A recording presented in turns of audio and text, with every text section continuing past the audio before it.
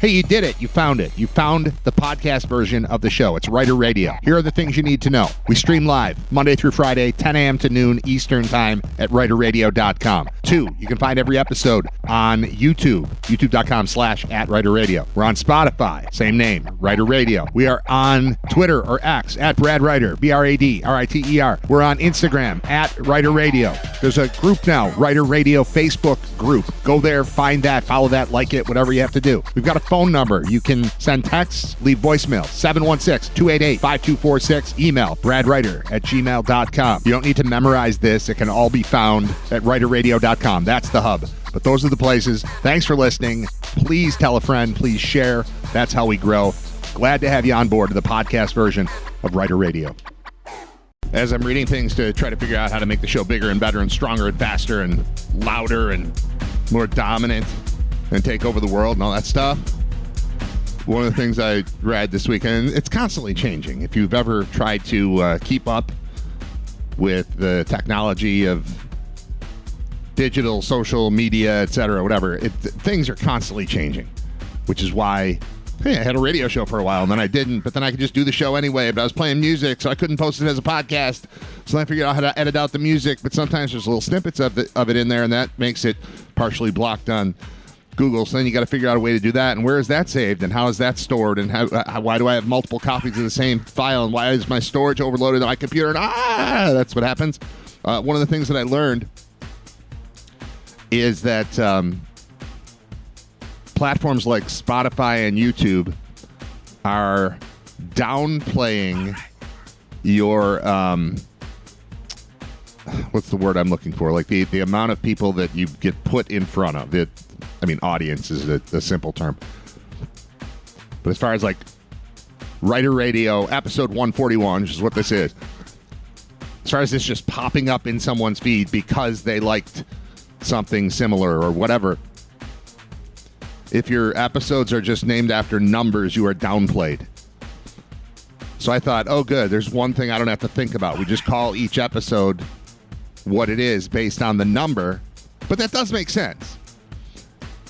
Like, I'm going to obviously talk about the fact that the Bills opened their preseason over the weekend.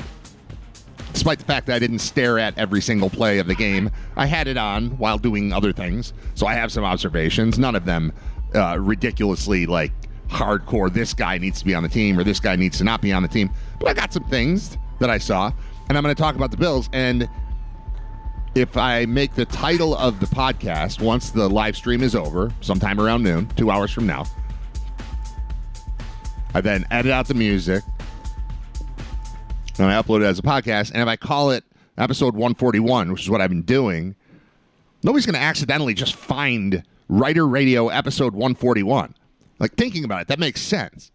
I'm going to talk about the Bills. There's a chance that if I name the episode something about the Bills and somebody looks up something about the Bills and the right algorithm hits in, like maybe they find my show. But nobody's like, I wonder what happened in the Bills game. Hey, Google, what happened in the Bills game, episode 141, Writer Radio? Like, nobody's going to do that. So it makes a little bit of sense, but it adds a little pressure here because now I have to come up with a new system for how to name each podcast. I remember when I first started doing a podcast called Writer Radio, which was probably 2012, I would say. I was naming every episode after a song title. And then at some point I realized, wait a minute, that's what Grey's Anatomy does. I can't be like Grey's Anatomy. No knock on Grey's Anatomy, the longest running primetime, there's some record. I don't know exactly what it is. Certainly longest running medical drama. But it doesn't beat The Simpsons, so I don't know exactly. Drama, it's got to be primetime, it's got to be network. But there's some number there that they've been doing a lot of TV for a long time. And they continue to name episodes after song titles. Problem is, I don't know what songs I'm going to play going in, so I can't call it that a song title, because I could pick any one. Like, I'll look at last episode, it's Friday, the songs that were played, any of these could have been the title of the episode, and maybe it will. I might go back and retroactively switch them, because I do have a sheet for every show, and it's got the number on it, but then it's got the song. So instead of being called episode 140, it is suggested to me that I would have more success if it was called I Feel All Right, or Convoy, or Trying to Love Two Women, or Japanese Cowboy, or Scent of a Mule, or Super 8, or Springtime in Vienna, or Forget the Flowers. Any of those. Those are all songs that played. None of them would appear within the podcast version of the show because I have to get rid of all the music before I post it. But those are far more interesting names than just episode 140. So I guess while I'm a little frustrated by the fact that it's another thing I have to think about, it is a little bit more fun. Like, already we could call this episode It Can Happen. We could call this episode Perfect Situation, or we could call this episode Get Up. Any of those would be applicable because I played all three of those songs before I even started talking. So just a little, I like to give you a little background on what garbage is going through my mind while also trying to get through a show. I'm talking about other stuff. I'm talking about one thing while thinking about 6 other things. And this is a new one, is, every episode is going to need a title. We will still need a song, is what I'm thinking. Shout out Hawksley, Workman. All right, it's Writer Radio. It's episode 141. That'll be the working title. I think that's what we're going to do. So when it's live, we'll just call it by the episode number. But then when it goes in podcast form, I'll just name it after one of the songs that played. And then I don't need to reference it at all in the show. It'll just give it a more fun name. It'll be more interesting to flip through, like, oh, what's this one called Perfect Situation? Or what's this one called, I don't know, The Revolution Will Not Be Televised, for example. I don't know that I've played that on here. I probably have. It was probably a song of the day way back when. All of the originally Song of the Day candidates from the first 100 episodes, I was doing one song a day. Now that now that I make my own rules and the show is done on my terms, there's a lot more music because I don't fill up the show with commercials. I fill it up with music. So when I take a break, it's fun stuff instead of lame stuff. I mean, granted, some commercials can be fun as well. I love commercials. Sometimes we'll play commercials, but they're like old. They're commercials for things you can't get anymore. Like, well, I guess you could still get a Slinky. But I've got a bunch of old commercials built in here for when I don't feel like playing music, which I usually do feel like playing music. But, like, it's Slinky, for fun, it's a wonderful toy. We got this. What walks downstairs, a loner in pairs, and makes a slinkity sound. A spring, a marvelous thing. Everyone knows it's Slinky. It's Slinky, it's Slinky. For fun, it's a wonderful toy. It's fun for a girl and a boy. It's fun for a girl and a boy. Get a Slinky in a size and color you like, in metal or plastic. You know what's funny is I've always thought of, the Ren and Stimpy commercial for Log. It never occurred to me how directly Log was ripping off Slinky until I had both of the audio of both of them side by side. This is Log. This is from the Ren and Stimpy cartoon, early 90s, where it is implied that children would enjoy playing with something as stupid as a log if you just gave them a catchy song. So they ripped off the Slinky song and made it about a log. So we've got commercials for like this kind of commercial we have. I mean, these are kind of songs too. But here's Log. I want Log. Boy, oh boy.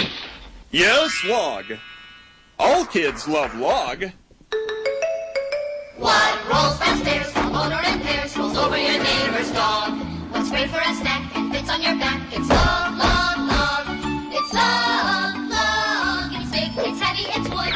It's Log, Log. It's better than that, it's good. Everyone wants a log. You're gonna love it, Log. Come on and get your log.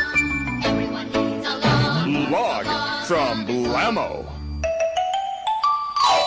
This episode is brought to you by Log. This episode is brought to you by Seagram's Golden Wine Cooler, presented by Bruce Willis. Hey, fellas, look here. Seagram's Golden Wine Cooler. Seagram's Golden Wine Cooler. It's wet and it's dry. Golden Wine Cooler. My, my, my, my. Golden Wine Cooler. Me and the boys love all the time. Golden Wine Cooler. It's wet and it's dry. This episode is brought to you by The Win for Life lottery in Ontario, Canada, but from like 35 years ago. You don't need a crystal ball to know that a guaranteed $1,000 a month for life would let you enjoy some of the things you've always wanted to do. Buy a Cash for Life lottery ticket.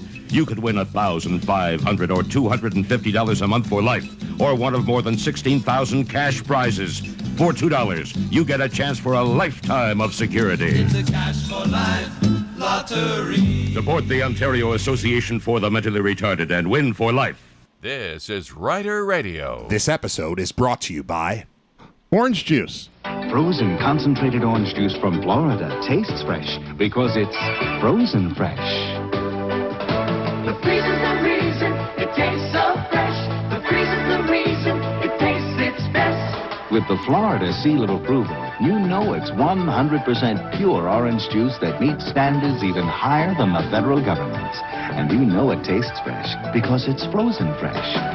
The freezer's the reason orange juice smart. This is Rider Radio. This episode is brought to you by some TV show, I think, called Going Ape. Tuesday, a 2-hour movie, Going Ape. A hilarious comedy that'll drive you bananas. Tony Danza, Jessica Walter, and Danny DeVito are Going Ape Tuesday. That sounds awesome.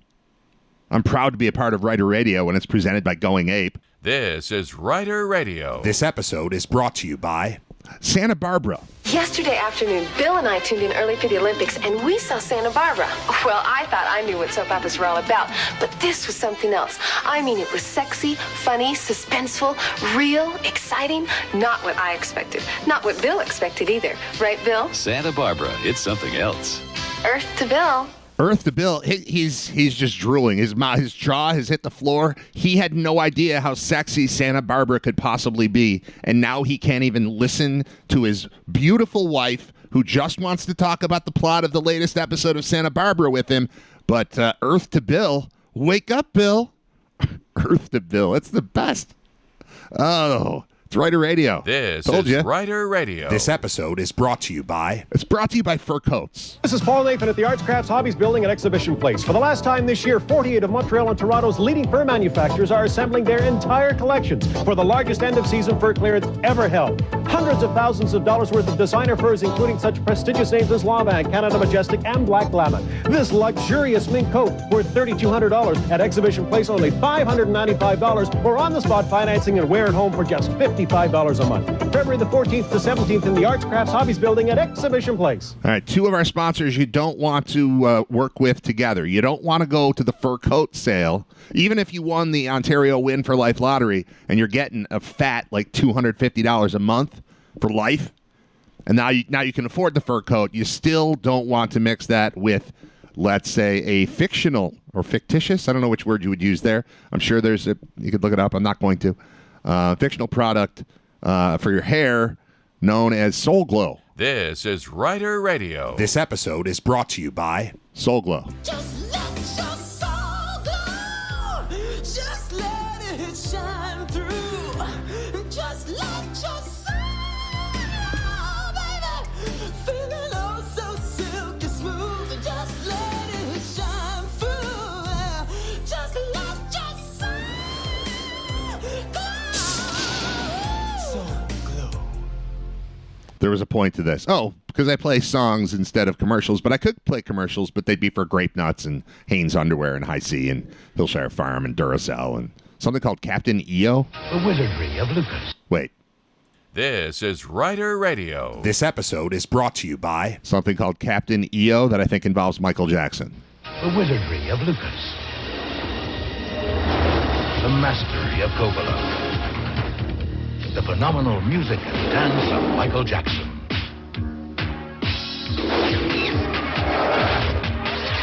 Captain EO.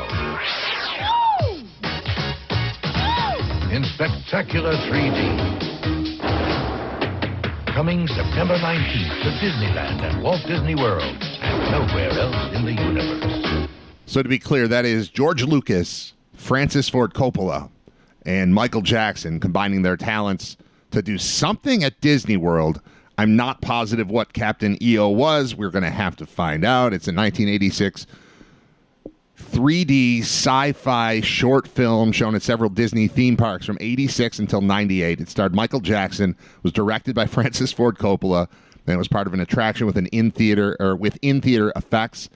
It returned to Disney theme parks in 2010 as a tribute after Jackson's death the previous year. The film was shown for the final time at Epcot on December 6th, 2015. So, yeah, it's a film that tells the story of Captain EO and the ragtag crew of his spaceship on a mission to deliver a gift to a witch known as the Supreme Leader, who lives in a world of rotting, twisted metal and steaming vents. Captain EO's alien crew consists of his small, flying, cat-like sidekick Fuzzball, the double-headed navigator and pilot Geek, robot security officer Major Domo, a small robot, Minor Domo, who fits like a module into Major Domo, obviously, and the clumsy elephant-like shipmate Hooter, who always manages to upset the crew's missions. You know how it is.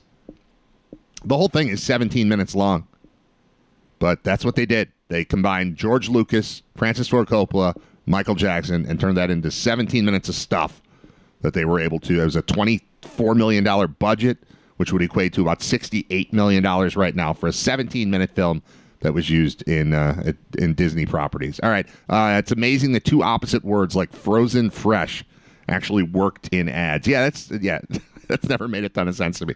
It's frozen. It's frozen, but it wasn't before that.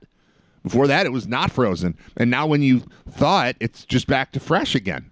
Like we know what freezing is. Everyone knows what freezing, almost everyone.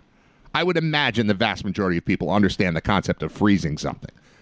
And I would also imagine that most of us would recognize that before it was frozen, it was probably fresh. Like pointing out that your orange juice was frozen fresh is implying that we thought, without this bit of knowledge, you were taking the oranges, letting them rot for a year and a half, then freezing them, then selling them to me. And I know they're not coming in orange form, they're coming in juice form, but it's fresh. Look, we squeezed it. Now it's juice. Still fresh. We freeze it. We sell it to you. You unfreeze it. Good as gold. You're fine. Your orange juice is Austin Powers coming out of the cryogenic machine. You're A-OK. Totally normal. What would the alternative be? All right, the Bills played. I got sidetracked a little bit. Sorry. Scott Wilson will join me just after 11. The Bills played. Here are my notes on the Bills. They are not great. Hawkeye view. Okay. I've had this problem for a long time with the NFL, and it is that the system of spotting the ball and then measuring for a first down, and this is appropriate considering how things went for the Bills in the AFC Championship game. The system, it's broken. It's completely broken. And you could get away with it in the era of tube televisions and no DVRs and no whatever, VCRs and digital everything.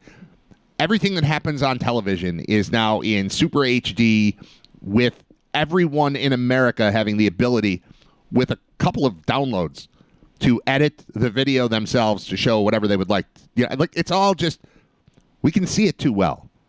So when you can see it too well, we have to do something about the replay thing, because you can't have big screen HD in your own living room and officials just blatantly blowing calls that are super obvious.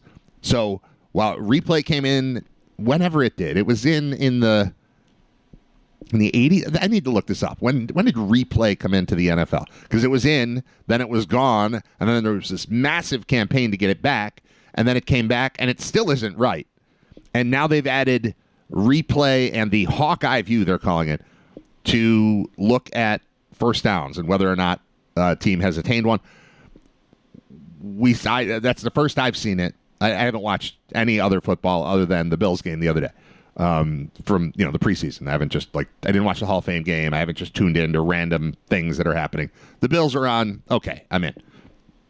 But they stopped the game to the football sitting at like the 32-yard line, 32 plus a couple inches. The yard marker is at the 33. I'm making up the numbers. These might not be the right numbers, but you get the point. And they take a solid minute, maybe more, to get this technology going, and it's going to go right up on the Jumbotron in the stadium, I think. And they show like a graphic depiction of where the ball is and where the line is. And you can see that the ball's not at the line. And then we have to wait for it to tell us the ball is 1 foot and 1 inch short of the line, and none of it did anything. Like, you knew what yard line they needed to get to, and they didn't get to it. So what are we doing? And I do have a pretty simple solution. There was a massive problem with this in UB football in a game against Western Michigan last year. And that was terrible. It was, I'm not going to go into the details because I'm going to screw them up. But the bottom line is you can just look at it, and you can see the ball is not where it's supposed to be, or you can see where that it is where it's supposed to be. And then they measure, and it tells you a different story, and it just doesn't make sense. And we're wasting a bunch of time to get the wrong answer. Like, I've got time to wait to get the right answer. I don't have time to get the same garbage because it resulted, or the result is based on the spot of the football. And the officials do that with their eyeballs, and they do that through crowds of people. And sometimes one comes in from one side and one comes in from the other side, and they don't even agree. And then they just pick one, or they split the difference, or they do whatever. But it is a very imperfect system that is then treated as though technology and lasers can fix it. I'm using lasers in quotes because I don't think it's about lasers necessarily. Maybe it is. Maybe it's about lasers. But taking imperfect data and then applying a perfect digital solution to it does not solve the problem. And this is a beef I've had for years as the analytics crowd has crept into everything we do. If the data is crap, then your results are crap, and it doesn't matter what your equation is if the information you're plugging into it is no good. So the information we're plugging into it is, I don't know, the ball is where this guy decided he saw it. Then he sets it down, and now we're going to use lasers to be really precise. I do have a pretty simple solution for this. It does not involve replay. No more first down markers between yard lines. All right, so let's say I'm starting, it's first and goal, first and 10 at my own 20. And I pick up a first down by gaining 10.5 yards. Well, let's not put the yard marker where the ball is. Let's put the yard marker on a line. If I have gained that line, then I get it. If I haven't, I don't get it. So I was at the 20. I'm at the 30.5. Guess what? Now I'm at 30. And now we've got a line on the field. We drew 100 sets of lines on a football field. Don't nitpick me on the goal line being different. You get what I'm saying. It's a 100-yard field, not counting end zones, and there are lines marking every yard. So if we just use those, we never need a Hawkeye. We never need a laser. We never need a superhero. We never need a call from New York. We never need to turn back time. We never need to pause for 10 minutes while making sure the Hawkeye thing is working. We don't need to know that you're 1 foot and 1 inch short. You made it or you didn't. Where's the first down marker? It's at the 30-yard line. Did I get to the 30-yard line? Cool. First down. It's that simple. Use the lines that are already on the field, and the problem is solved. You're overthinking this one. It is unbelievable that a multi-billion-dollar corporation that basically runs the United States of America does not have the common sense to use the lines that were already drawn on the field 100+ years ago. It's all there. The lines are there already. You're playing a game on graph paper and then bringing in a slide rule to figure out where you are. It's absurd. So the NFL thinks, look at this, it's Hawkeye technology. Now it's stupid. You have lines on the field. Use the lines on the field. Just use the lines on the field. Revolutionary, I know, but good God, man. Stop. Stop with the technology.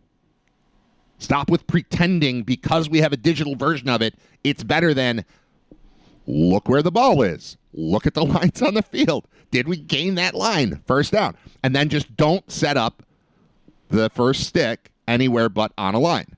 And then the whole thing is 10 yards long, and that'll end on a line. And then we just use the lines. Just use the lines on the field. It's a new position I've stumbled upon after watching Hawkeye Technology. It's pretty retro. It's pretty throwback. It's Ontario win for life. Get $250 a month forever and live in the lap of luxury. $250 Canadian. Win for life. $250 Canadian per month for the rest of your life. That's nearly 10 Canadian dollars a day.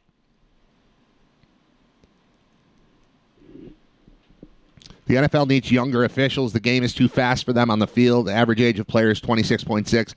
Average age of officials is 51. You know how I know 51's old? That's older than me. That's too old. And that's average. That's no good. I can't keep up. Yeah, that's a thing, too. There's a thing with who should be officiating, I'm sure. But I don't really... To me, I mean, on occasion, you're like, wow, that dude's really bad at this. Once in a while. But generally speaking, I don't even think it's the officials. I think it's what the officials are being asked to do. How has no one come up with use the lines that are on the field to decide if it's a first down or not? What's tough about that? Like, if you were to use some sort of a digital system to measure, it would be because the ball is not... So there's a line going all the way... You know this is so obvious, but there's a line going all the way across the field every 5 yards, right? And then you just have the hash marks in other places. So, and the ball is always placed between the hash marks, right? So if you're down and, oh boy, I can't tell an inch this way or that way, did this ball reach, let's say, the 42-yard line? You need to get to the 42 for it to be a first down. If we go with my original premise and never start a drive on anything but a full yard line, and I don't care if you move the ball back or not. Like let's say you initial scenario, it's first and goal, or sorry, it's first and 10 at the 20. I gain 10.5 yards. So now I'm at the 31.5. I'm heading down the field. I'm at the 30.5 yard line.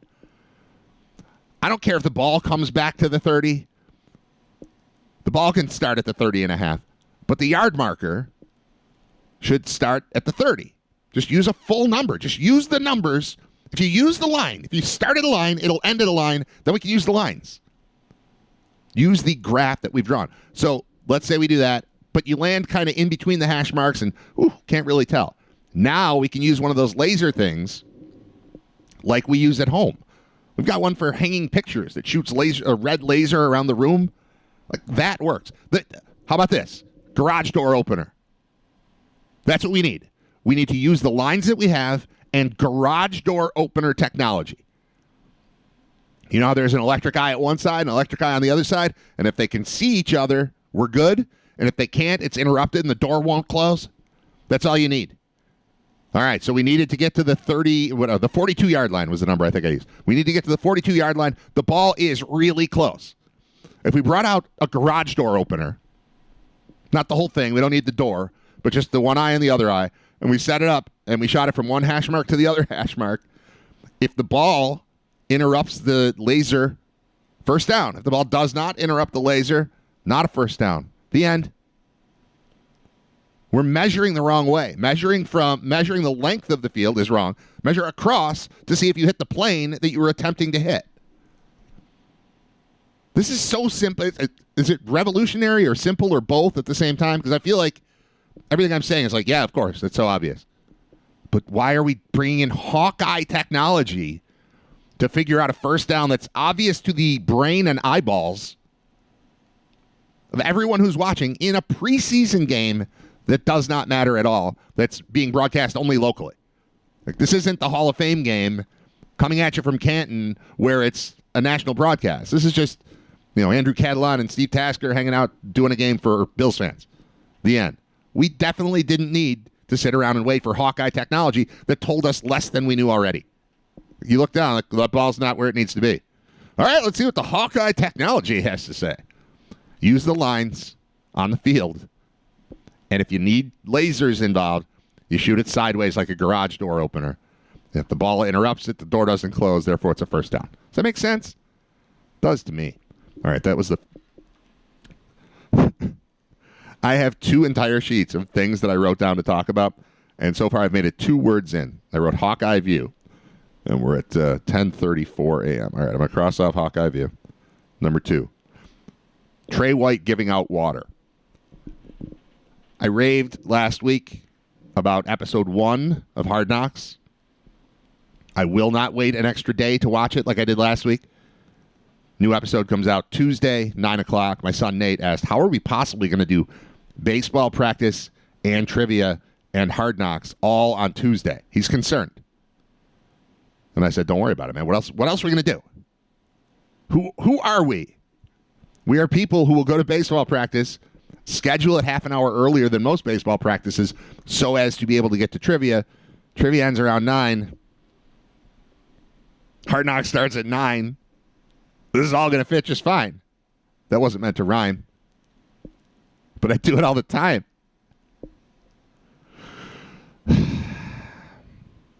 I almost started doing another rhyme thing like I'm a freestyle hip-hop nerd. I don't know. I'm not doing that. But the point is, yeah, tomorrow's going to be big. And I loved a big part about what I loved watching Hard Knocks is just I forgot how cool Trey White is. And it felt like he was gone for more than a year because he played for 2 teams while he was gone and played against the Bills in the playoffs, which is weird.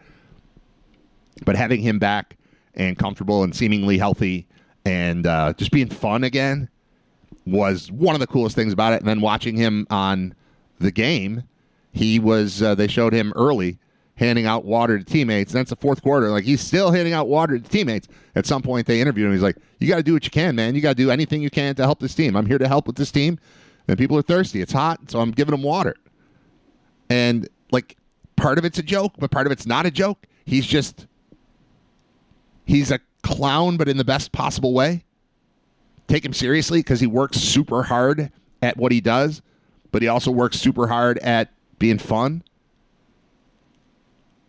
Like, I heard him, I don't remember, now it's blending together, whether it was the episode of Hard Knocks or if it was the sideline interview with probably Matty Glab, I don't remember, during the game where he talked about Terry Pagula and how great Terry Pagula is as an owner and hands-on and this and that.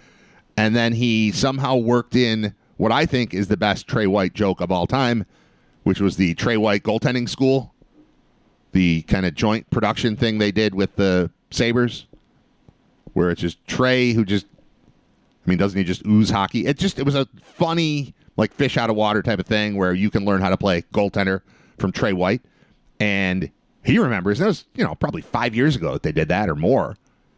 And he referenced it either on Hard Knocks or I think just in the interview on the sideline where he was also talking about doing all he can by watering his teammates. Pretty good stuff. All right, now I've done 2 things that I wrote down. And we're at 10:37. Okay, there's a lot more here. Nate went on Ride of Steel. I'm going to play a song and then come back. Scott Wilson's going to join me just after 11. It is Writer Radio. I'm going to read a text. Actually, one was a voicemail. I'm going to see if I have that. Where did that go? I'm going to read this text. This is a reference to Friday's show, which ended up being a lot about country music, sort of, because I went to Darien Lake on Thursday night. I went on Friday again. I did a lot of Darien Lake. I went Thursday and Friday, and then my son Zach went Saturday. He went 3 days in a row. I'd be worn out, but he's 13. That's what you do. I am worn out. I feel like I walked around Darien Lake for 2 straight days, which I did.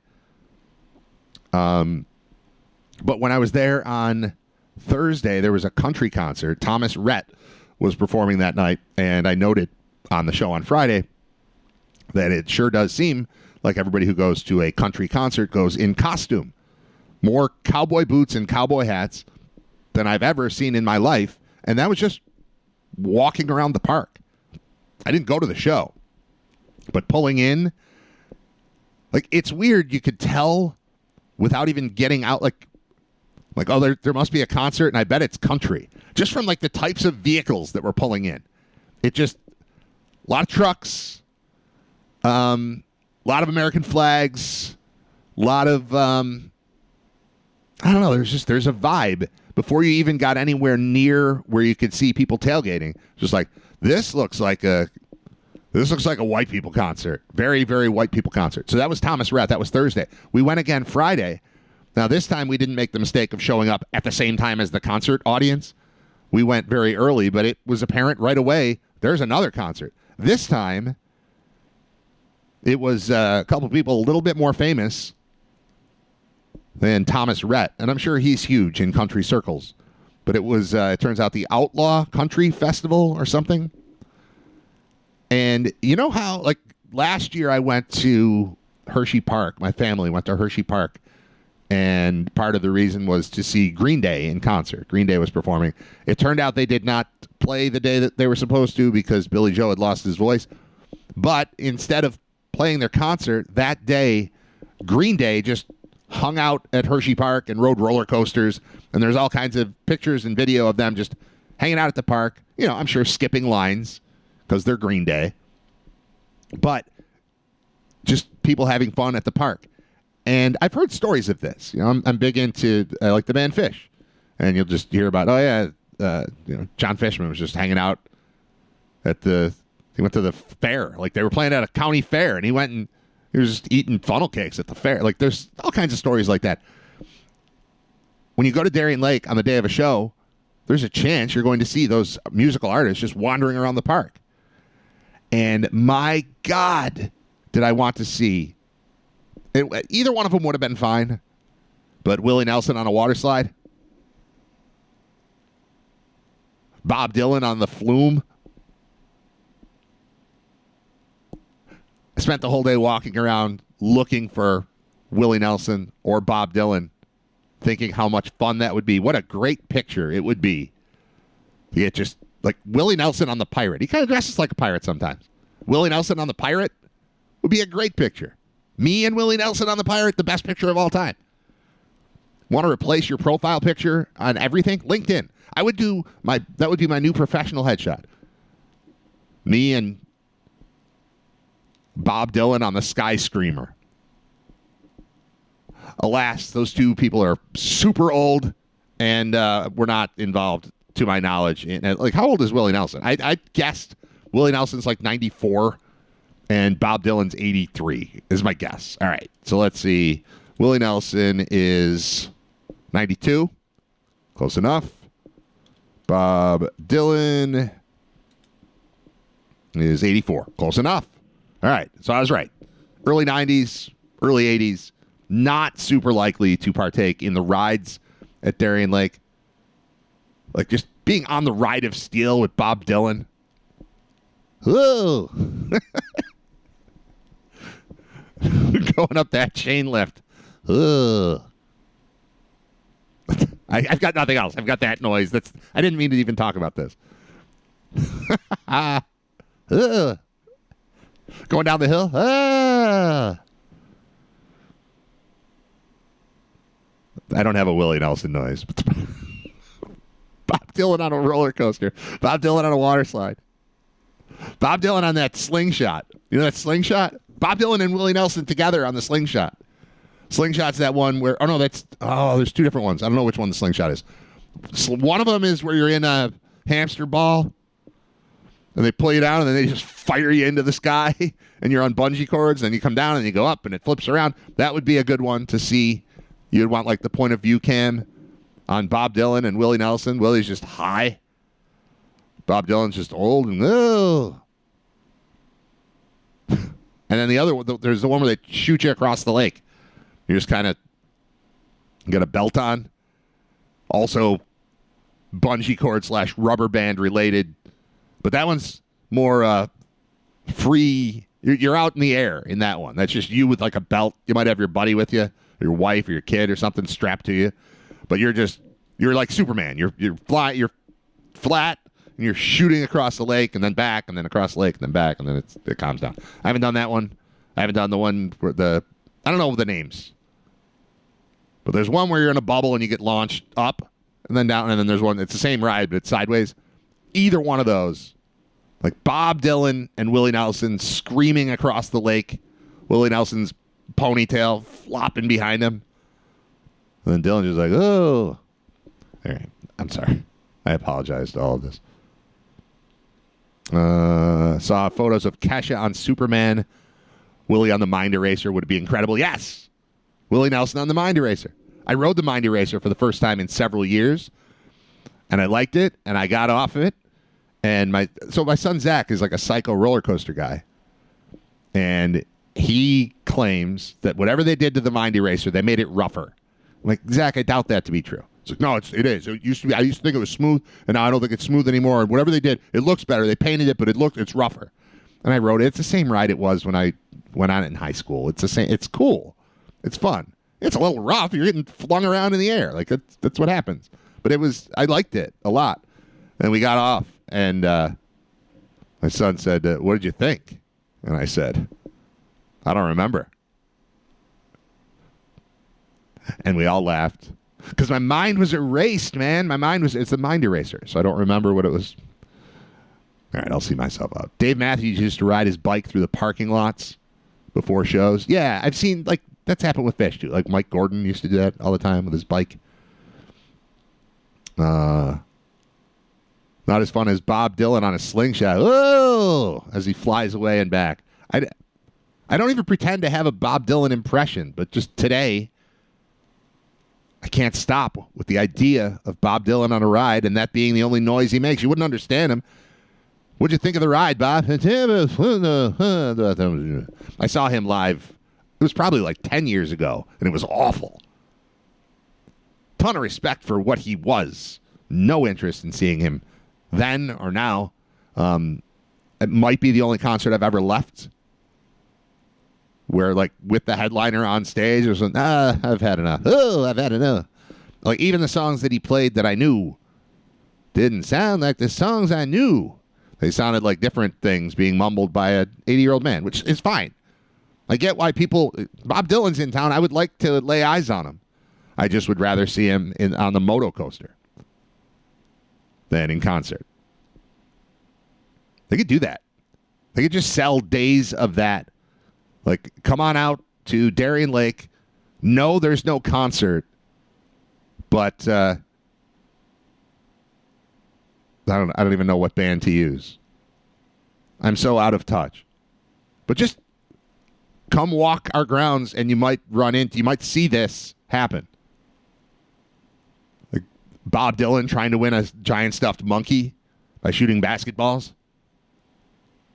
I thought it was going to go in, but then, I'm going to stop. That noise isn't funny. It's not funny, Brad. You're not funny. Play a song. I'm going to play a song. We'll be back. Scott's going to join me just after 11. What have I already played? What do I want to play? I don't want to play 100 Miles in Running right now. Red-Eyed and Blue? Been in a Wilco mood lately. Old Wilco. Red-Eyed and Blue. I'm Brad Ryder. It's Ryder Radio, episode 141. Thank you for listening here at RyderRadio.com. This portion of Ryder Radio has been deleted for the podcast version. If you want to hear everything that happens, listen live weekdays 10 to noon at RyderRadio.com.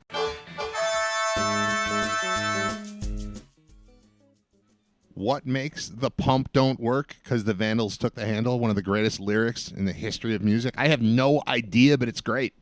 There's nothing, I can't explain it. I just like the vibe.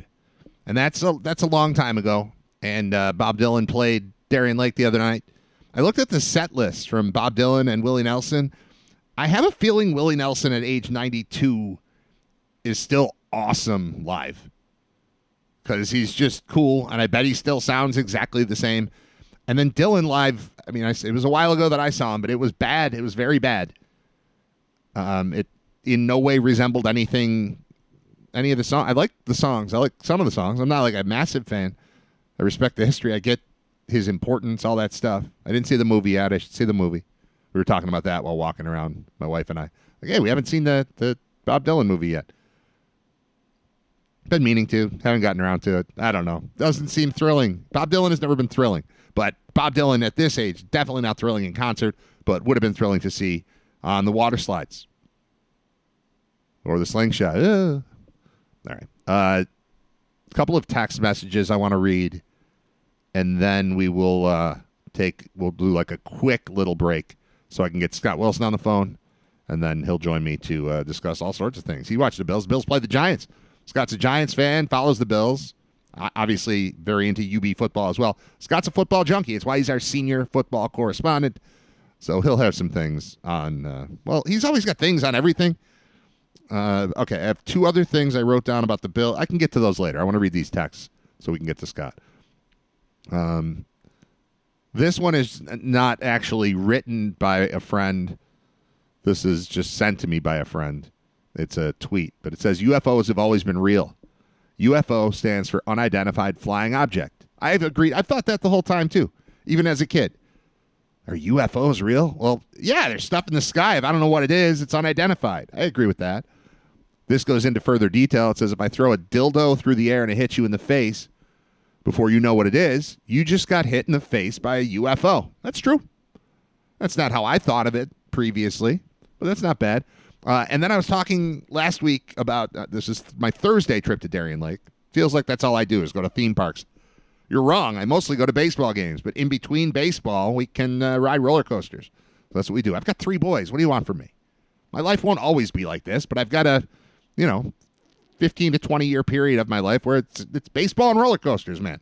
And it's shorter than that. It's only a small portion of that. 10 years of my life will be dominated by baseball and roller coasters, and we're halfway through it already. It's all right. I get it. It's fine. But we're at Darien Lake. Thomas Rhett is performing a concert that night, which means, 60% of the people in the park are wearing cowboy hats and or boots. And I just thought it was ridiculous that people get dressed up in costumes to go to these country concerts. No knock on the music, just a knock on the decision you make to pretend you're a cowboy for the day. It's very bizarre to me. And I got a message in that says, I think about dressing up as a cowboy for a country music show the same way I think about furries. It's not my thing, and I'm probably not going to do it, but if I were to suddenly find myself single and my friends were doing it, then sure, I'd put on a fun costume and go do the thing. I'd do it happily. You're not going to convince me it wouldn't be fun, at least for a night, to pretend to be a cowboy or a dragon or a sexy panther. Yeah, you're probably right. I just can't believe the universal appeal. I mean, I don't know if that show sold out, and I don't know how many people the venue holds. Let me check that. This is the kind of stuff that takes away from my Scott Wilson time, but we'll get to Scott momentarily. Darien Lake concert, how many?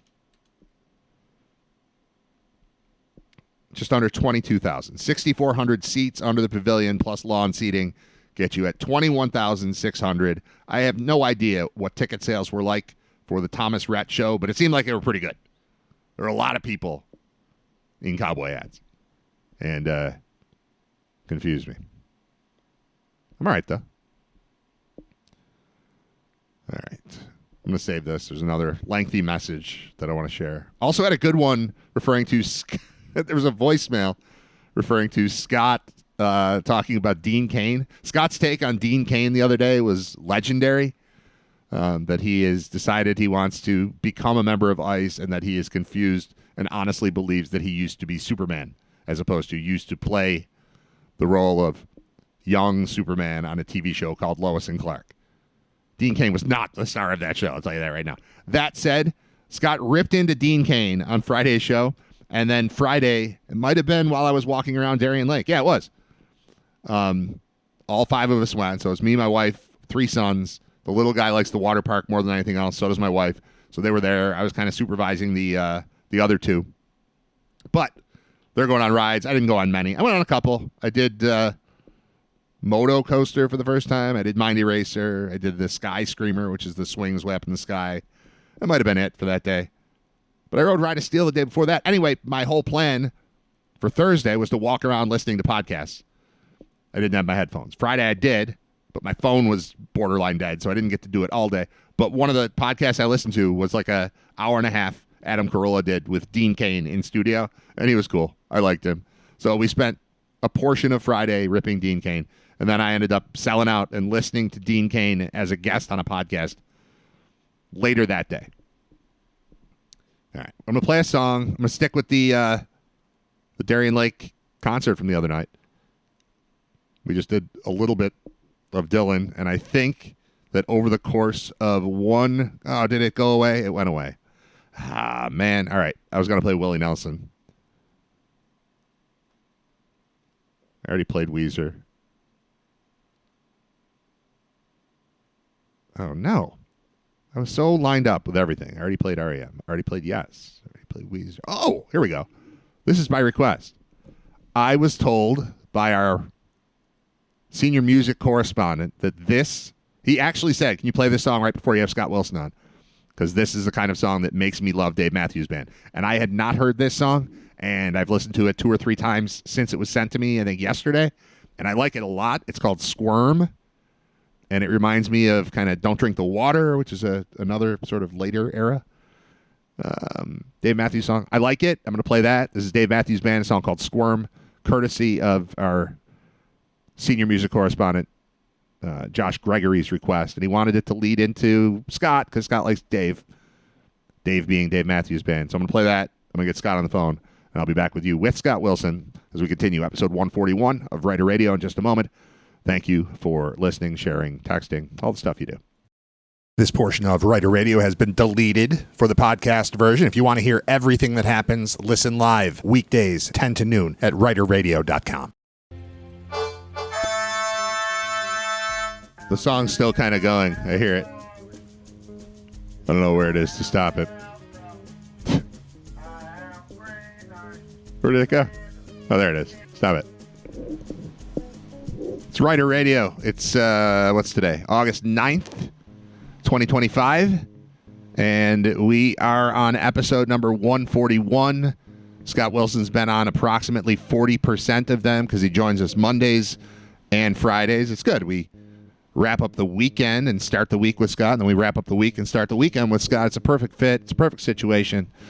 What's up, Scott Wilson? How are you? It's August 11th. Is it? Did I write down the wrong date? Yeah. Yeah, it says 11 right on my computer. You know what it is? I built it off of my previous sheet. My previous sheet was episode 140, August 8th, and then there were 2 days off, so I got the number of the episode right, but I got the date wrong. Thanks, man. Thanks for correcting that. It's August 11th. Now we got it right. That would have screwed up the records for years to come. We would have had all the stats would have been wrong. They'd have to go back in time to correct things. It's like when they had to figure out did Pete Rose really break the hit record? Well, I don't know. Looks like Ty Cobb had an extra one here. We don't want to have that sort of situation. So thank you for solving that for me, man. What's up? How are you? I'm good. Football is fully back. Not official. Right. It's not official, but it is fully back. And I had a big, enjoyable football weekend. What'd you do? Bills, Giants, and then I went to the UB football scrimmage. Yeah. Which was great. And then Sunday was able to just kind of relax a little bit and dabbled in some Bears Dolphins, a little bit of Chargers against I don't even remember who they were playing, but the Chargers preseason Chargers Saints. And it was nice to just kind of be able to relax and get some of the good game back going again. There is something to be said for preseason football, as long as you don't treat it like it's football. It's not, but like camp getting going is fun. It's not as fun as the regular season, which is not as fun as the playoffs. We know that, but it's still the ramping up period is something that I enjoy. And I like the part where no matter what preseason game is going on in the NFL, there tends to be some sort of like UB connection or at least MAC connection for there to be chat in the group. Like I learned that there are preseason football games on based on our group chat with you, me, and Paul and John. That's how I find out things are going on. So suddenly Jared Patterson's in the conversation, and suddenly Sean Dolak is in the conversation, and I don't even realize football is going on because I'm too busy doing other stuff. But it's just nice that we're starting to breathe it. It's starting to become a thing where every corner, behind every corner, is a bit of football information, helping to prove that we are just weeks away. Today, like you said, is the 11th. The Bulls play on the 28th. We're 17 days from taking the field in Minnesota. That's phenomenal. That's awesome. Yeah, a couple of. I assume that we're probably going to discuss the Bills game here, but just a couple of the other preseason notes from UB players. First of all, watching that Bears game, it's amazing how basically the entire Chicago stadium still has Khalil Mack jerseys on, which is fun. But during the Rams broadcast that was on NFL Network, it was very interesting to hear the commentators. Sean Dolak made a play in the first half, and they said, all right, Sean Dolak led the nation in tackles last year at Buffalo, and we've been waiting to talk about him because when we go down on the sidelines, the coaches won't shut up about this guy. Right. Sean Dolak. And last year we saw a guy make that was undrafted at linebacker make the roster, so he's in a very good situation there. And it also led to them talking about I don't remember who the guy was who was doing color, but he said, everybody talks about Buffalo being a small school, but I seem to remember playing with somebody from Buffalo that was named Khalil Mack, and they produce real players. They produce they got a real program and everything. It's a good, and this is another one of those guys. And that's nice. So he was getting a lot of love. The program got a lot of nice mentions on there as well, and it was good to see him flying around there. It was him and I think it was Chris Paul Jr., who was the recent draft pick, where the two of them got almost the entire first half together. And the two of them looked very good as a duo, to be honest. But again, still preseason. But what was the thing, though, that we heard about why the Chargers were the right place for him to go? Do you remember? Rams. Or, I'm sorry, damn it, they're both in the same Chargers place. They're the same colors. I know. I get them screwed up.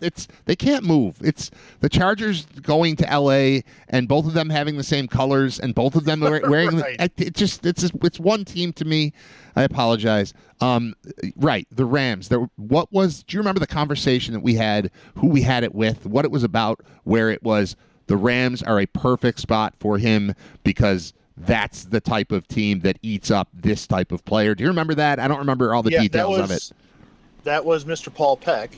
Okay. Who had been out at a fall practice with the team, and there's a lot of NFL scouts through that UB practice all the time. Yes. And is this John City, maybe?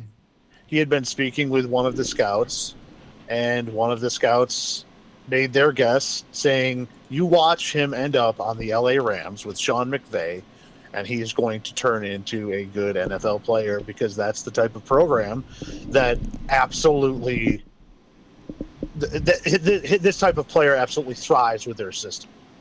And then hearing coaches talk about just through the preseason mini camps and other stuff that they had leading up to regular training camp, it was always Dolak can teach this already, and we're very surprised at how quickly he's picked this up and is hitting the ground running. So they were big fans, and we told everybody somebody's going to get this guy, right? And he's got the athletic ability to at least make special teams. He makes every tackle, and he made huge strides just in playing middle linebacker this year. So that's where they were playing. They played a lot of nickel. It was him and Chris Paul Jr. there in the middle, and the two of them were just really controlling the entire game. Dallas didn't do much on them. That's great. There were two other things that came out of preseason, just random notes that I will throw in here now. Have you seen CD Lamb? No. In that same Rams game, along the sideline, the Cowboys are taking a deep shot. He throws his hands up and turns around like this is going to be a touchdown. In the process, doesn't realize that he's standing in the white part of the sideline and gets absolutely crushed by an official who doesn't see him there. And then in the background is the wide receiver dropping the pass. So it wasn't even a touchdown. And the penalty by CD Lamb of hitting an official and being in that area where they made contact negated what would have been a 60-yard pass interference call on 3rd down and 20. Oh, wow. Offsetting. So it offset the penalties, or they got the penalty, but instead of being at like the 20, they ended up back at the 35, and ended up being first and 25. Like it was a whole mess where CeeDee Lamb, being an idiot. Okay, I'm watching it right now. It's looking at. He's excited. Yeah. Oh, he gets annihilated. Yeah, like he's lucky he's not hurt. Wow. Yeah. So is the official. That was a full blown collision. Probably that's it. If we're calling penalties here, that is absolutely a hit to the back of a defenseless receiver, right? So we could call one on each team, but we can also call one on an official there, because you can't do that to CeeDee Lamb. He's innocently standing there. You can't drill him in the back. The ball's not anywhere near him. You can't do that. So that's at least illegal contact. Yeah, all of that should would just run the play again. Too many illegal things happening. But yeah, you got housed. Wow. If you have a chance to see it, it's funny. The other one is, I would like to say thank you and I'm very appreciative to the Jacksonville Jaguars, who really embraced that this is preseason. So we're just going to do stuff. Things like, there's 1 second left in the half. I'm going to let my kicker try a 70-yarder. Yeah. And he made it. And it's the longest kick in NFL history, except it doesn't count. Right.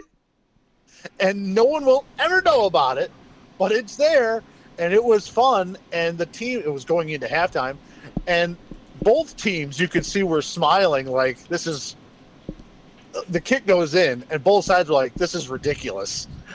Like, this is a crazy thing that is happening right now, and whatever, it doesn't count, so we can both enjoy that for what it was. Why not? Is this kid? No, that's what preseason is for. So this is Cam Little. He's a rookie, right? Played college football at Arkansas, where he holds the highest field goal percentage of any kicker in program history. And he finished his college career without missing an extra point. And then in his first preseason, so he's accurate. His legacy is accuracy. He never missed an extra point. And then in his first pro preseason game, he hits a 70-yard field goal. That's probably it's funny and interesting. This is probably the dawn of a star, though, right? Like, you don't just do that. It's like you say, no one's going to remember it. I think everyone's going to remember it and be looking for it in the regular season, starting with week 1 of his NFL career. Like, that guy just made the team. He's the most accurate kicker in Razorbacks history. He's never missed an extra point in college. And then he hit a 70-yarder that people are talking about all across the nation. That dude made the team, and people are going to be looking for that. That guy's getting drafted in the 4th round of fantasy leagues. I think it's the dawn of a... Right? I mean, you could say nobody's going to remember. I think everyone's going to remember.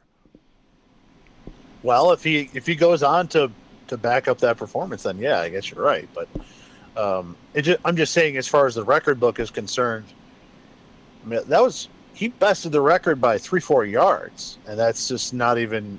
It's not going to count for him. He's not a rookie, by the way. Second-year player. So he went 27 of 29 last year, including a 59-yarder as his long. 93.1 percentage. So he's already established as a decent kicker, and then he did that. I think he's a star. I think he's going to come up early in fantasy drafts. He'll be the first kicker drafted in several fantasy drafts, and everyone will talk about the 70-yard field goal. It will not be forgotten. That's all I'm saying. It shall never be forgotten. No, it's good. All right, so let's talk Bills. All right. Bills Giants. This is a perfect intersection for me because we talk about the Bills and my team is the Giants. So I'll start with the Giants. And I think part of the frustrating feeling for me as a Giants fan is I really like Shane. I like his moves that he's done as general manager. I like Dable as a coach. Yeah.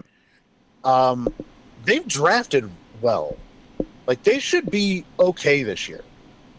And they've I don't know if they're going to be able to get over the hump to keep their jobs, but I think that they've actually done a decent job.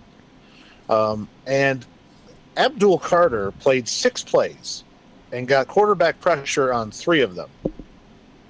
So that's looking like it's Yeah. probably going to be a decent pick. I know it's preseason, but that was still against the ones, or most of the ones. And an offensive line that is considered to be one of the better ones in the league. Right. And I'm impressed there, and I really liked Dart. Yeah. He settled in. He was Yeah. a little excitable there early Yeah, that's okay. in that game, and I'm fine with that. But he settled in and started to make nice throws and looked comfortable. Still holding on to the ball a little bit long, but that's what I would expect in the first game in the NFL, and that's probably going to get quicker as he gets more familiar with the system and just the game in general at this level. His whole attitude and swag is such a nice switch up from Daniel Jones. Yeah. And I really enjoyed it. I'll be very happy if I get 2 more performances like that in the preseason, and then I don't see him again for the rest of the year. Yeah, I think that's probably right. I think that's right. That's a perfect situation for him. And I thought, I don't remember if it was Andrew Catalan or Steve Tasker, but after watching him play for a while, they're thinking exactly what I was. And you don't normally hear this from a broadcaster, but I don't know, Tasker's awesome. I think it was him, but maybe it was Catalan. Either way, where he's like, I don't know exactly what I should say about him right now, but he might be able to play. Like that's how we talk. When we watch the UB, you go to the scrimmage the other night, you go to the blue and white game, whatever it is, you go to camp, you're like, I don't want to say too much here because it's early and they're not even in pads necessarily, but I think that guy might be all right.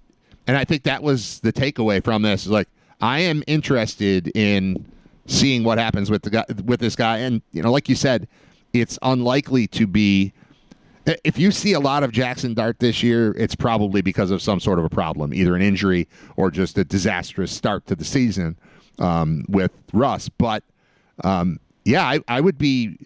We haven't had to think about quarterback in this town for 8 years, so I don't know. But I mean, we do for UB all the time, and it's the way you're looking at the new guy, or looking at Roberson, looking at Agbana last year. Like I don't know. I think maybe he can play, and that's the way I think, and we think kind of and talk about football. And it was nice to hear that because I was feeling it watching him. Thinking, if this was my guy, I'd be pretty excited. I'd also, I'm not in a hurry to get him in there, but it's a very encouraging look to see the way that he carried himself the other day against the Bills. I was impressed, and I'm excited for his future. I'm not positive where it's going, but generally positive vibes coming off of the performance.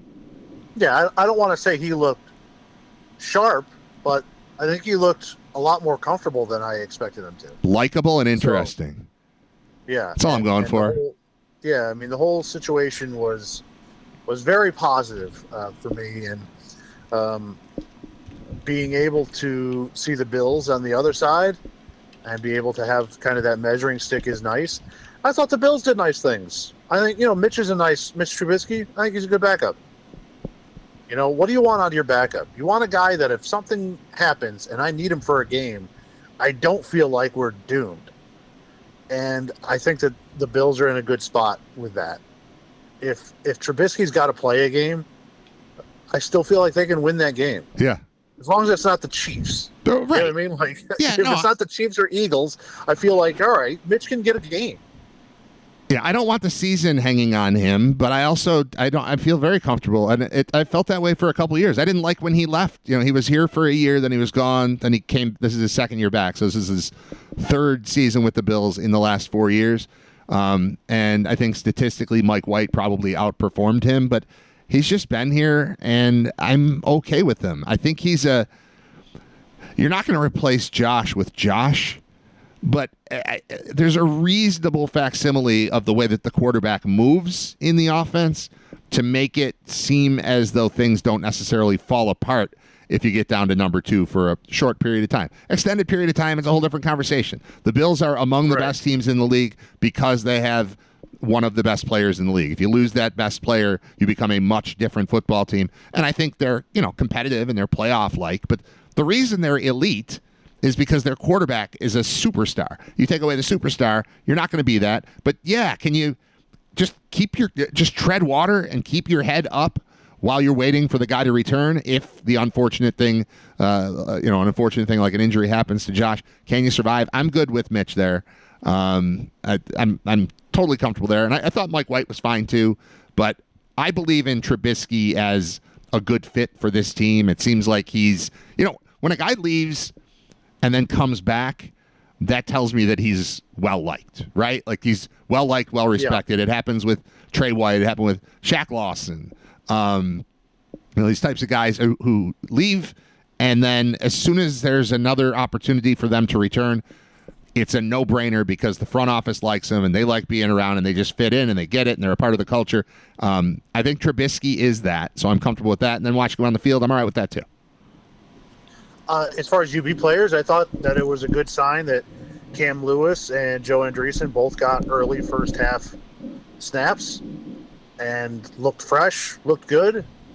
No complaints from either side there. I know Andreessen almost had that pick on the deflected ball, but had to dive for it. Tough catch.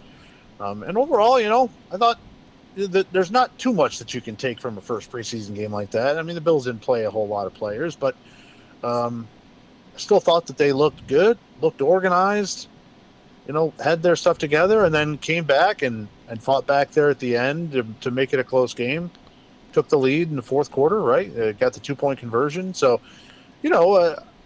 overall, I think both teams would probably be fairly pleased with how they came out of the first game. All right, I have a thing I'm going to throw at you. I don't know if you are aware of this. You know all the stuff. Like when I find something cool, you already know about it, and that kind of sucks. It kind of makes me feel bad, Scott, because you're better at this than I am, and better at knowing the things that are happening in the world. Okay. Do you know about the Scherzer Kershaw thing from the other night? Yes. Oh, man. Isn't that the coolest? It's all right, but isn't that the coolest story? So Max Scherzer and Clayton Kershaw, who are both going to be first ballot Hall of Fame pitchers, right? We agree on that? Yes. Okay. So they're both going to be first ballot Hall of Fame pitchers, and they faced each other the other night. Both are already, obviously, firmly established. The first time they ever faced each other was in 2000. Oh, God. Is it 2008? 8 or 9. Yeah, 2008. September 8, 2008. The thing that was interesting about that game, it was the Diamondbacks against the Dodgers.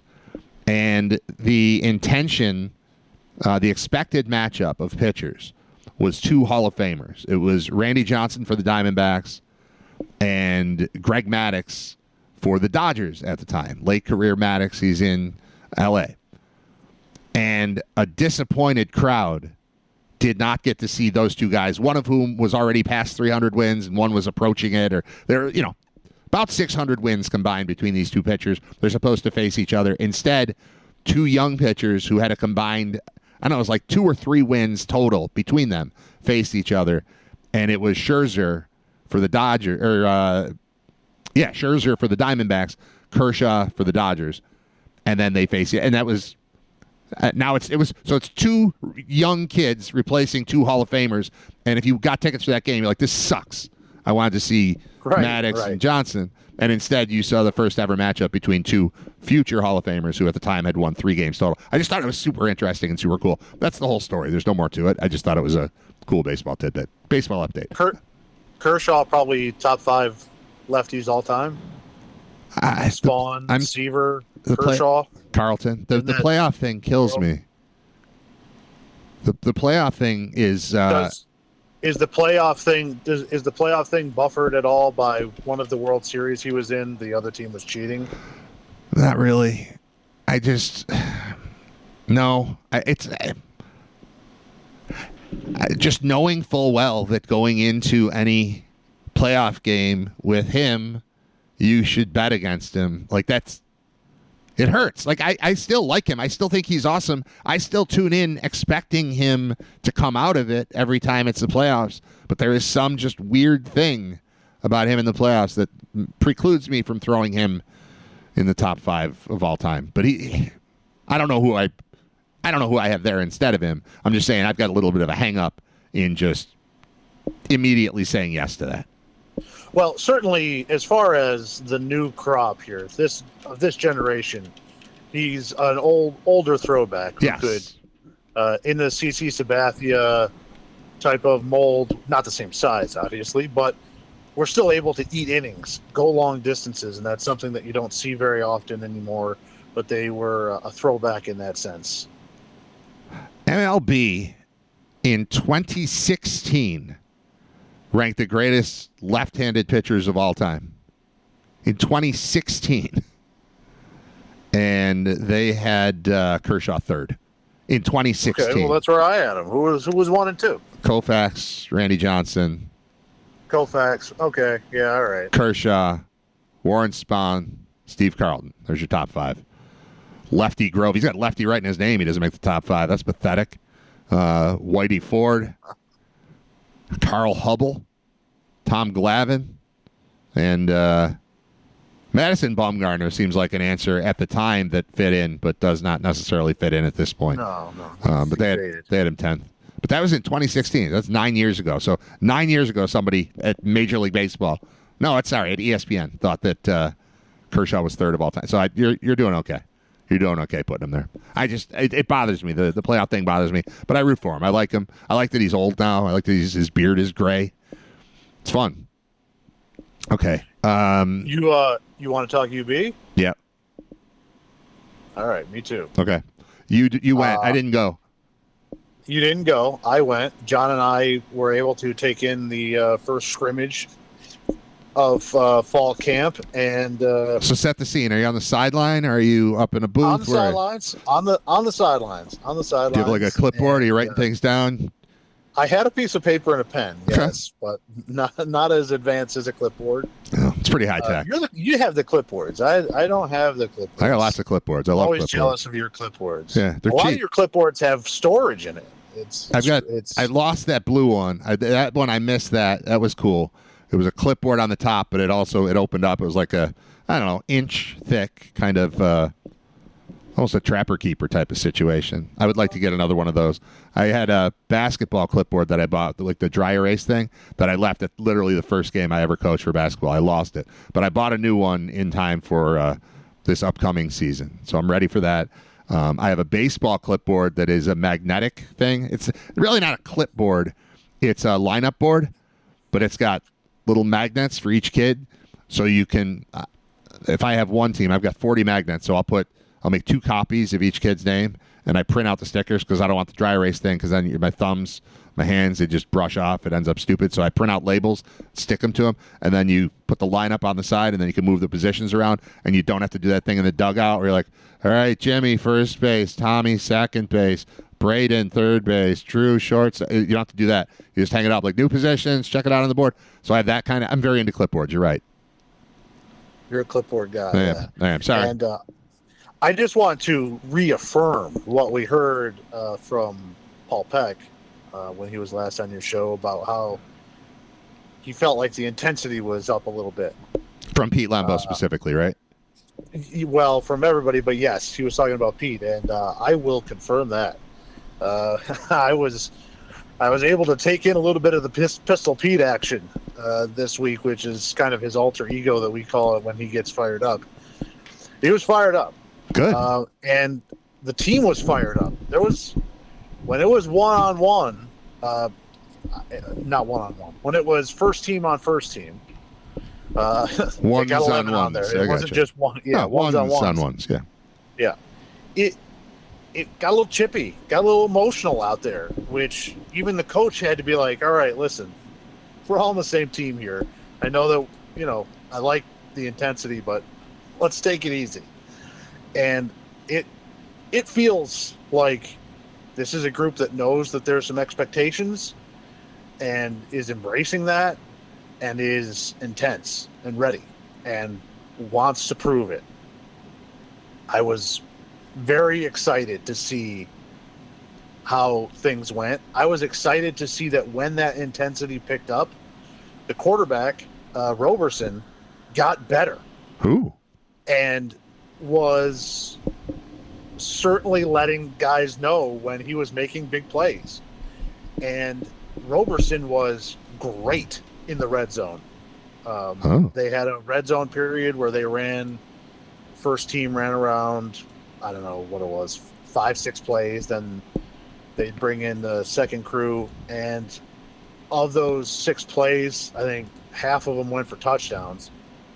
So he was on point, and when the intensity picked up, he got locked in and was for it, was all about it.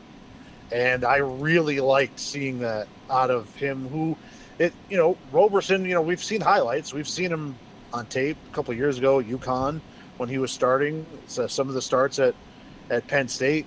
But it's different being able, you don't know what it's going to be for your team. This is a totally different season, different team and everything. And that to me was cool, seeing that he responded when the heat got turned up. How's his size? Is it something we'll think about or talk about, or is he big enough for it not to be a thing that comes up constantly in conversation? Because that's what I'm looking forward to, is seeing how does it look on the field? Because I'm uncomfortable when the quarterback's too small, and on paper he seems a little small. He's full 6 foot. Yeah. I like Tyree. Well, yeah. I mean, you're not. We can't have constant 6'7" quarterbacks. I know. But that's my favorite. If you think back to last year, a much bigger quarterback, and Agbana got his passes blocked at the line like 3 times on average a game. Yeah. To me, it's more about delivery and being able to get it on time. When they were making throws, I found him to be pretty good at finding gaps in the line, fitting the ball through, and there was only one deflected pass all night. And, I didn't see very many issues with him.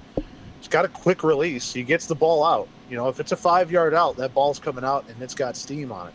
So some of those passes 15 yards and in, I think you're going to see a much stronger arm than we saw out of Agbana last year. 4th and short, they had to throw. They threw a wheel route to Sperling for a touchdown, and it was a nice touch on the ball, right in the pocket for where he could get it. I mean, they called it back because they weren't going with the first team. They weren't going full on tackle like they were with the second and third team. Okay. But I think with Lamar in the open field one-on-one, probably would have scored a touchdown on the play. But either way, it was a nice pass from Roberson, and I didn't see any issues with height there at all. Good. And like I said, when he had to run, and in that red zone period, when things got intense, he was running and looked pretty quick. Sperling, throwing a wheel route to Sperling to me sounds like, and you would hope, there's starting to be a little bit more faith in him executing things. Obviously, the raw physical talent is there. Mr. Ohio football that ran for 700,000 yards in one season and 98 touchdowns, whatever it was crazy. And he has been mostly here to learn for a couple of years. Is this the year that they trust him enough to put him in situations that matter a little bit more? L.J. Henderson obviously is trusted as the workhorse back on this team, but are you under the impression that there's more confidence and faith in Sperling to execute what is asked of him? Yeah. I think Sperling right now, I think LJ is the clear number 1, but I think that they're going to be very protective of LJ as far as the number of carries he's going to get. And we really saw this early last year. And part of that was, I think, the coaching staff feeling out exactly what they had in game situations. But I think it's LJ's number 1, and Lamar Sperling is going to be 1A. Okay. And I see that probably going to see both of them in the backfield at the same time, but the two of them are very much so far at the top of that list. And neither LJ nor Sperling took any snaps with the second team unit. So those are the two guys right now up top.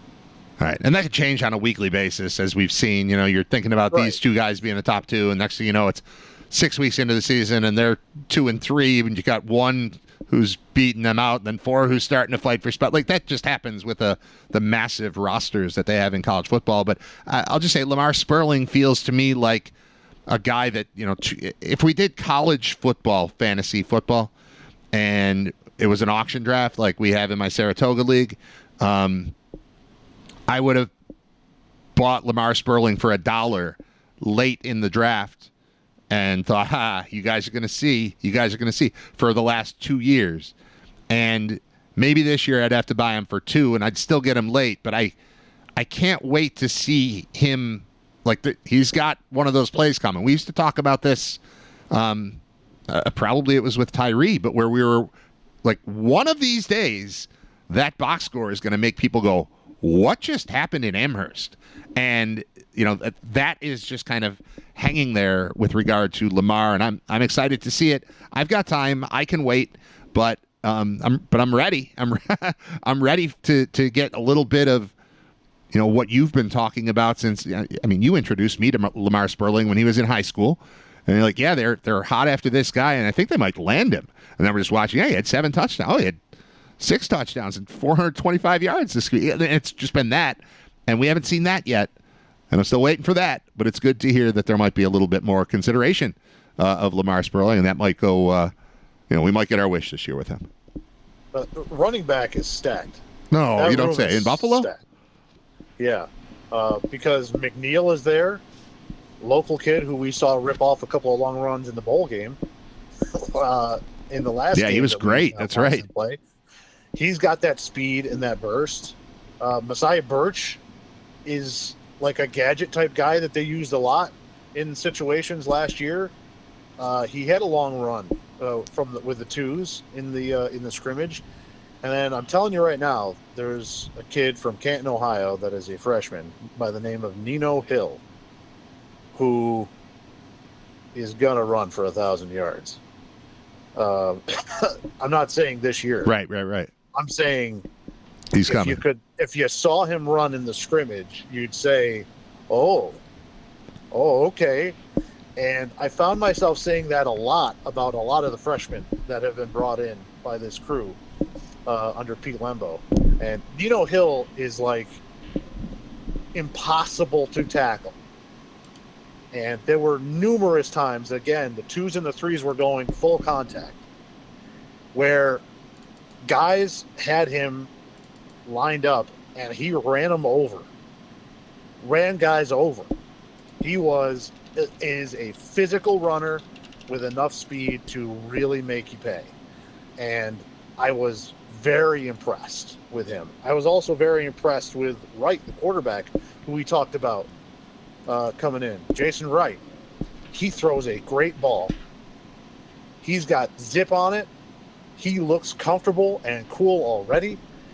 And he had a zone read that he took to the house from 35 yards out and was pulling away. He is going to be a player on this team in the future. Dwayne Early Jr., the wide receiver, he looks like he's been there physically, like that he would be a junior. Okay. I'm not sure, because they're actually pretty good depth-wise at wide receiver right now. I'm not sure how much he's going to get in this year. He'll probably see some time with the 4-game window that teams get before redshirt. Yeah. But he looks like he's fast and he's got good size. And there's just a lot of those types of guys that are new guys that you're saying, ooh, okay, all right, I can see that. Maybe I can't see it now, but I can certainly see that that's going to be something if they keep developing it. Well, and even if you're talking about the quarterback and Wright, who that's what I want to talk about right now is third. The prospect for me of seeing this staff and this offensive coordinator have the ability to grow a quarterback for more than 1 year is very exciting to me, because we haven't seen that. We've seen what they did with CJ Agbana in 1 year, right? Taking him from a guy that the previous staff didn't trust to throw the ball to a guy who was borderline. If they went to 4th team All MAC, he probably would have been 4th. Like, he had a great turnover ratio, made plays, and was really the bright spot of the entire season. Yeah. And now they've got a guy in Roberson who looks like they're kind of doing the same thing. What if we could just get a guy for more than 1 season I'm excited to see that. Well, I'm That's excited. what they have in right. I'm excited to see a blowout win, a blowout lead early, and get this kid on the field. I was just talking to you about height. He's a freshman, 6'3", 200. Okay, now we're talking 6'3", 200 dual threat. Okay, now we're talking. Now we're starting to get into the territory. He can still grow, man. You know, he's at 6'3". I like that. I like that a lot. The idea of Jason Wright. I also like the idea of not forcing him into the spot, and the fact that they were able to bring in Roberson. That's cool. But yeah, I'm excited about all of this, and we're going to talk about it quite a bit. We'll be doing a UB football podcast. Scott and I have done a UB football podcast for years anyway, but it's going to be like officially a UB thing now. So I'm not sure exactly how it's going to work, but it's all coming together, and soon there's going to be, we probably won't even get to name it. They'll name it for us. That'll be cool. But there's going to be a UB football podcast hosted by me and Scott, and I'm sure we'll work Paul into it at times. We'll work John Fuller into it and that sort of thing, and players and coaches, all that kind of stuff. But that is going to be, in addition to the regular 10 to noon live feed Writer Radio thing, look for within the next couple weeks, because the season opens 17 days from now, look for the first episode of our new UB football podcast, which, you know, maybe we'll do that, and then we'll just use a chunk of that to place during the show, and then we won't. I don't know how it's going to work, but it's going to fit together. Scott, I want to play a game with you. This is called Tic-tac-toe. No. This is called People Also Ask. So I like, and I'm sure you've done this, but I've really become infatuated with it. When you Google something, like earlier we were talking about Okay, yeah. the pitchers and Clayton Kershaw. So I typed in top lefty pitchers all time. And so then it gives me here are the results for top lefty pitchers of all time. And then it lists, 30 different guys, which is cool. But then a little bit under that, I'll give you a couple more links. And then it's People Also Ask. And I want to see how you do compared to Google on answering the questions that people also ask. All right? We're just going to try this out. Am I guessing what people also ask, or just the answers to those questions? It's sort of your knee-jerk reaction to the question. Okay. Like, what do you, this is AI, you're SI, like Scott intelligence. Like, just what comes up a second after I ask the question, what just falls out. Ready? I just want to see how we do. Did you used to do knee-jerk reactions? I did. This is similar, but this is People Also Ask. This is very different, although it's the same idea I had 20 years ago. Yes, good point. Thank you, Scott. All right. People also ask, who's the best left-handed pitcher of all time? I am partial towards Spawn, but probably Koufax. Yeah, Sandy Koufax was by far the best left-handed pitcher in the last 75-plus years. No one was in league. He stands alone. That's what it says. All right, ranking the top 15 left-handed pitchers in baseball history. We're not doing that. Wait, hold on. I lost my spot. There we go. No, it's gone. It's gone. There's so many good questions, and they went away. There it is. Okay. Who is the hardest throwing left-handed pitcher? I'm going to give you this one. It is Ray Johnson. Tampa Bay Rays reliever Mason Montgomery has the highest average four-seam velocity, 98.6, among all qualified left-handed pitchers in 2000 or 25. That's average. Yeah, right. I think you'll be good at this one. Who was the left-handed pitcher with no right hand? That's Jim Abbott. It is Jim Abbott, a former Major League Baseball pitcher, born without a right hand. Despite this, he had a successful 10-year career. What do you think was more notable, the no-hitter that he threw or just how he fielded every single time a ball was hit to him? Because I think that was bigger. ESPN had a great documentary on him. Yeah? A couple weeks ago. Really? Yeah. Huh.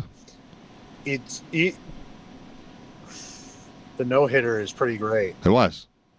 But also him just fielding with the glove balanced on his nub is amazing. The fact that he was able to make his high school baseball team is incredible. Right. Let alone throw a no-hitter? Long major league career. All right, next question. Who is the most feared pitcher of all time? Ooh. I got this one right. The most feared. This is just in general? This is just People Also Ask. You know how this works. I Googled top lefty pitchers all time. It doesn't say left-handed?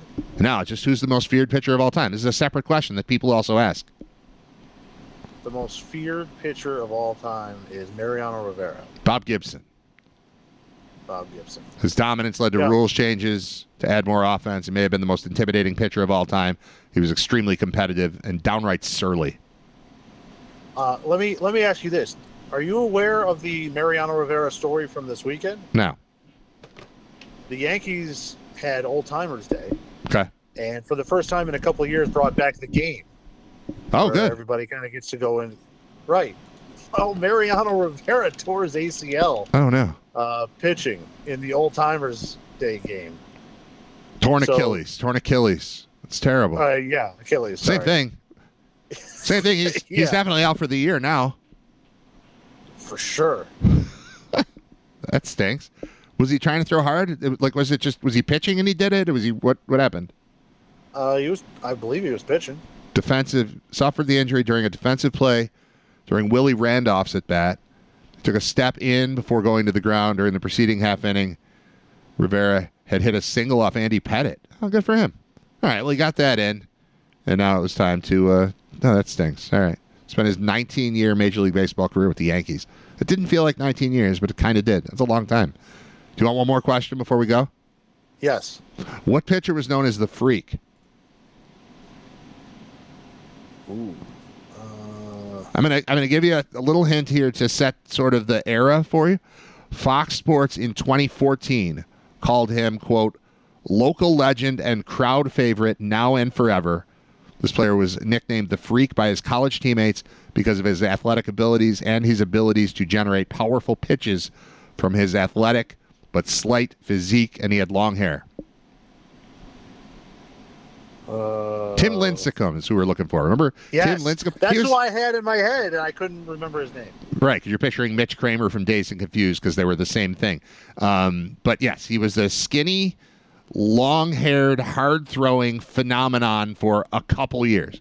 Won Pitcher of the Year in 08 and 09, led the majors, or led the NL in strikeouts for 3 straight years, 08 through 10. Led the league in shutouts. He's an all-star 4 years, and then just kind of went away. It was quick with him, but he was awesome for a little while.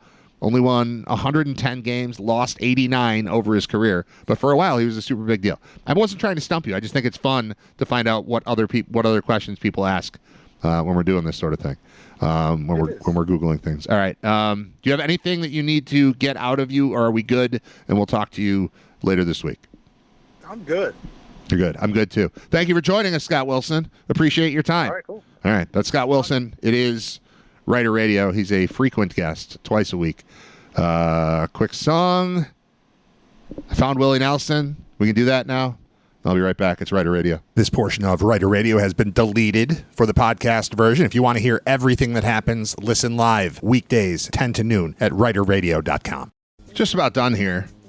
But I got a couple more things to add. So I'm listening to Steve McQueen. It's a song by Drive-By Truckers. That's the latest addition to eventually the Writer Radio Spotify playlist. You can find that at writerradio.com. If you go to writerradio.com, at the top there's a listen live button. You hit that between 10 and noon. That'll take it to this. Also, each episode is now being archived there.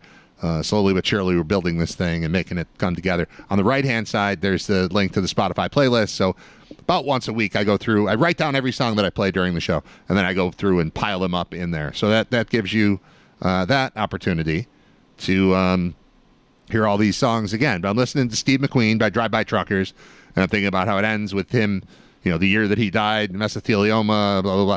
And I look, and he died on my 6th birthday. He died on November 7th, 1980, and he died at age 50. And I'm just like, well, I'm age 50, so I went to see, and congratulations to me, I've outlived Steve McQueen. Steve McQueen died at 50 years, 7 months, 14 days. I blew past him like 2 months ago. So, yeah, he accomplished a little bit more in his life than I did. But I outlived him, so that's something. He left a beautiful corpse, I'm sure, aside from the cancer. But do you know what I mean? Like, 50. Pretty good. He was in good shape, I think.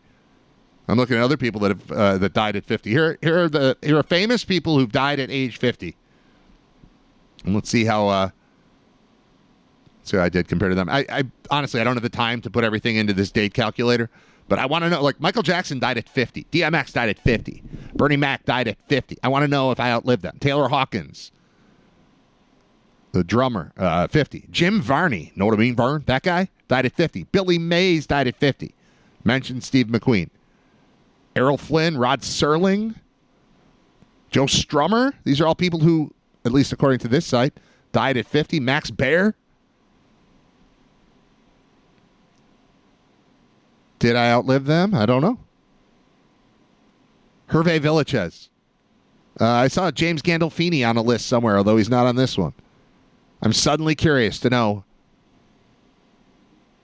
how many of these people died. Everybody talks about that magic age of 27. People die at 27. But finding out that Steve McQueen died, he was younger than me. Like he seems old because all this stuff is, I never saw. I wouldn't know Steve McQueen if he walked into my house right now. It would be shocking because he's been dead since 1980. Like, I don't know his face. I know of him as an entity. Christopher Reeve died at 50. Steve Jobs died at 50. What a mess. What singer died at 50? People also ask what singer died at 50, and they just go, Michael Jackson. June of 09.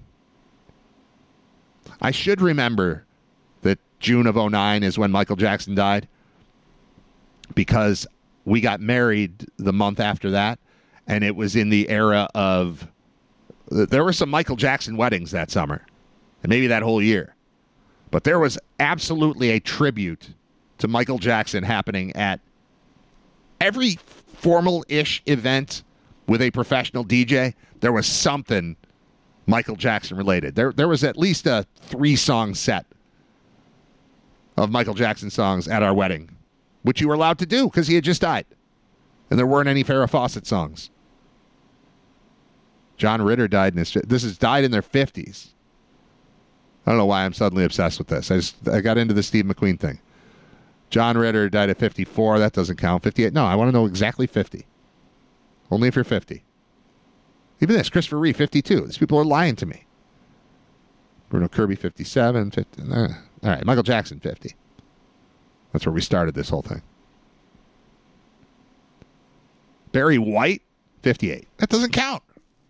Chris Cornell, 52. Doesn't count. John Hughes, 59. Nope. I was looking for 50, not 50s. This is dumb. All right, I'm shutting this down. That's enough for today. I'm going to name this episode something other than episode 141, but that's what it'll be. And it'll be the next thing that pops up in your feed. If you're following, please follow online. Spotify is a good place. Apple Podcasts. Anywhere you get podcasts, just look for Writer Radio and subscribe to it so that every episode pops up in your feed somehow. However you collect and listen to this sort of music, just jump in and be a part of it. Or music, I apologize. But this sort of content. However you listen to podcasts, if you're a YouTube person, we're there. If you're Spotify, we're there. And then everything else is just kind of fed from there. So if you've got some sort of app that you use, like I always mention, the one I use is called Podcast Addict. And if I find a podcast, I hear about something, I search for it, then it shows up, then I subscribe, and then I just refresh, and it shows me all the new episodes. I download the ones I want. It's great. So I would please ask you to do that so that I don't have to constantly remind you every day, hey, I'm on. I can't call you individually. I can't text every one of you. So I don't have that kind of time, man. Bob Gaughan is our living legend. He will join me tomorrow on what will be known while live as episode 142 of Writer Radio. It'll have a fancier name when it becomes a podcast. You following along? I've been told that just numbering your podcast makes the algorithm present it as an option to fewer people.